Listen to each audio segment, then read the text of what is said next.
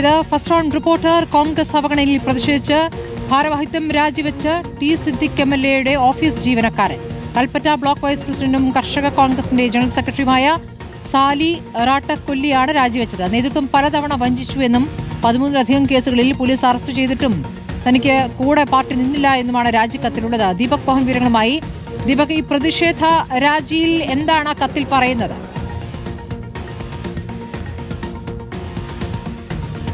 സ്മൃതി, ഈ രാജിക്കത്ത് സമർപ്പിച്ചത് അല്പം മുൻപാണ്. DCC പ്രസിഡന്റിന് സാലി റാട്ടക്കൊല്ലി അല്പം മുൻപാണ് രാജിക്കത്ത് സമർപ്പിച്ചത്.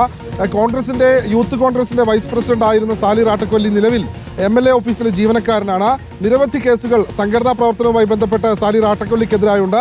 അതുമായി ബന്ധപ്പെട്ട് സംഘടന തിരിഞ്ഞു നോക്കിയില്ല. അതോടൊപ്പം സംഘടന ഒപ്പം നിന്നില്ല എന്നാണ് ഈ രാജിക്കത്തിൽ പ്രധാനമായും പരാമർശിച്ചിരിക്കുന്നത്. അതിൽ പ്രധാനമായും പറയുന്നത് 13-ലധികം കേസുകളിൽ പോലീസ് അറസ്റ്റ് ചെയ്യുക വരെ ഉണ്ടായ സാഹചര്യം. അന്ന് ഒരാളും കൂടെ നിന്നില്ല, ഒരു ഫോൺ കോൾ ഇല്ല, ഒരു അന്വേഷണം പോലും ഉണ്ടായില്ല. ഇവിടെ ഒരാൾ സമരത്തിൽ കേസെടുത്താൽ അത് കോൺഗ്രസിന്റെ സംഘടനാ ധൈര്യം എന്നാണ് പറയാറ്. അതേ കേസ് അതികഠിനമാകുമ്പോൾ അതേ പ്രവർത്തകൻ ബാധ്യതയായി മാറുന്നു എന്നാണ് യാഥാർത്ഥ്യം. ഇത്തരത്തിലുള്ള പരാമർശങ്ങളൊക്കെ ആ കത്തിൽ പറയുന്നുണ്ട്. പലതവണ കേസുണ്ടായിട്ടും വാറന്റ് ഉണ്ടായിട്ടും ഈ നേതാക്കന്മാരാരും തിരിഞ്ഞു നോക്കിയില്ല. ഇതിൽ പ്രതിഷേധിച്ചാണ് ഇന്നിപ്പോൾ Sali Rattakolli DCC president TJ ഐസക്കിന് രാജി സമർപ്പിച്ചിരിക്കുന്നത്. ദീപക് മോഹനാണ് വിവരങ്ങൾ നൽകിയത്.